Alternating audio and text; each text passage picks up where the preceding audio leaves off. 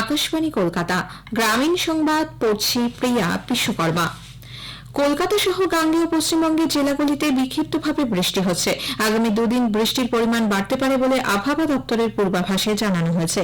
সেই সঙ্গে উত্তর ও পশ্চিম মধ্য বঙ্গোপসাগরের উপকূলবর্তী এলাকায় ঘন্টায় 40 থেকে 50 কিলোমিটার পর্যন্ত বেগে ঝোড়ো হাওয়া বয়ে যাবে। এর ফলে সমুদ্র উত্তাল থাকার সম্ভাবনা।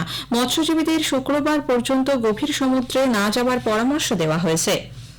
মালদার রতুয়ার বিলাইমারি পঞ্চায়েতের কান্তুটোলায় গঙ্গার ভয়াবহ নদী ভাঙনে এলাকার কয়েকশো বিঘা জমি, অন্তত 15টি বাড়ি, শিব মন্দির, বিদ্যুৎ ট্রান্সফরমার সবই তলিয়ে গেছে।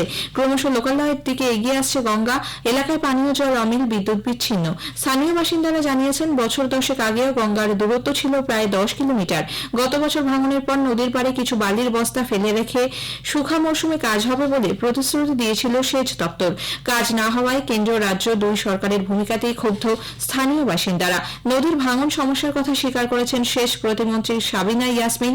তিনি জানান, বিপজ্জনক হিসেবে গঙ্গাপাড়ের 20টি এলাকাকে চিহ্নিত করা হয়েছে। সেই সব এলাকায় জরুরি ভিত্তিতে কাজ শুরু হবে।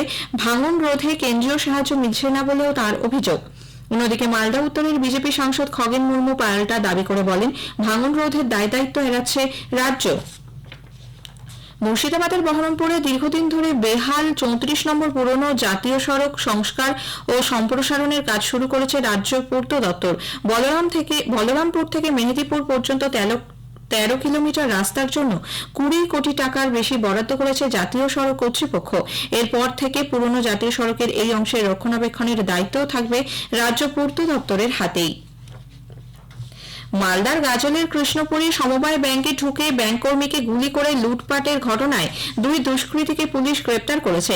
পুলিশের সঙ্গে সংঘর্ষে ওই দুজনই আহত হয়েছে বলে খবর। আটক করা হয়েছে আরও 4 জনকে। এদের মধ্যে সমীর মণ্ডল গাজলের বাসিন্দা, মইদুল ইসলাম, মোহাম্মদ ওয়াস্তি এবং জহিরুল ইসলাম চাঁচলের বাসিন্দা। গতকাল বিকেলে সমবায় ব্যাংকের ওই ডাকাতিকে কেন্দ্র করে পুরাতন মালদার ভাবুক অঞ্চলের সুকানদিঘি এলাকায় রীতিমতো চাঞ্চল্য ছড়ায়। পালানোর সময় 2 দুষ্কৃতীর পায়ে গুলি লাগলে তারা পুলিশের হাতে ধরা পড়ে যায়। নদিয়ার কালীগঞ্জ থানার ফরিদপুরে পাট ক্ষেতের পাশে সুনীল রাজওয়ারের মৃতদেহ উদ্ধারের ঘটনায় পুলিশ 2 জনকে গ্রেপ্তার করেছে। এরা সুনীলের স্ত্রী পুতুল রাজওয়ার এবং তার প্রেমিক তাপস রাজওয়ার। গতকালই সুনীলের ভাই মিঠুন কালীগঞ্জ থানায় এই দুজনের বিরুদ্ধে অভিযোগ দায়ের করেন। স্থানীয় সূত্রে খবর, বিয়ের কিছুদিন পরেই পুতুল স্থানীয় যুবক তাপসের সঙ্গে প্রেমের সম্পর্কে জড়িয়ে পড়ে।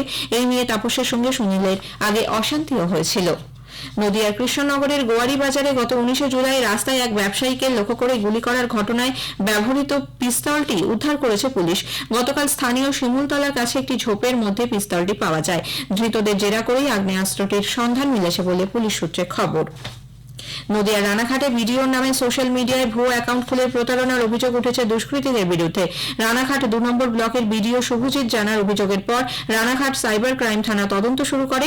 জানা গেছে, সোশ্যাল মিডিয়ায় ওই নকল অ্যাকাউন্ট থেকে বিভিন্ন ব্যক্তির কাছ থেকে বন্ধুত্বের জন্য অনুরোধ পাঠানো হচ্ছে। অনেক ক্ষেত্রে টাকাও চাওয়া হয়েছে বলে বিডিওর অভিযোগ। গ্রামীণ সংবাদ শেষ।